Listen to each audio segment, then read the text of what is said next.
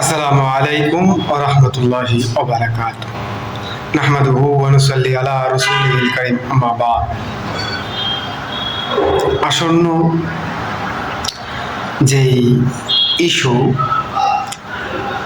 কোঠা সংস্কার ইস্যুতে যে সকল ভাই ও বোন শহীদ হয়েছেন, তাদের আত্মার মাগফিরাতের জন্য আগামী সোমবার ইনশাআল্লাহ আমি রোজা রাখব। আল্লাহ যেন এ উসিলায় তাদেরকে মাফ করে দেন। এই শহীদদের প্রতি আমার শ্রদ্ধা, কারণ তারা নিজেদের জন্য কিছুই করেননি, তারা ভবিষ্যতের জন্য এই চাওয়াটা চেয়েছিলেন। সেটা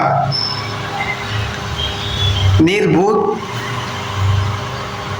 মেধাহীন কিছু ব্যক্তি মানতে পারেননি। তাদেরই হামলায় যে সকল ভাই এবং বোন শাহাদাত বরণ করেছেন, আল্লাহ তাআলা যেন তাদেরকে জান্নাতের উচ্চ মাকাম দান করেন, এজন্য আমি সব সময় দোয়া করি। আগামী সোমবার ইনশাআল্লাহ আমি তাদের রুহের মাগফিরাতের জন্য রোজা রাখবো। যদি পারেন আপনারাও রেখেন।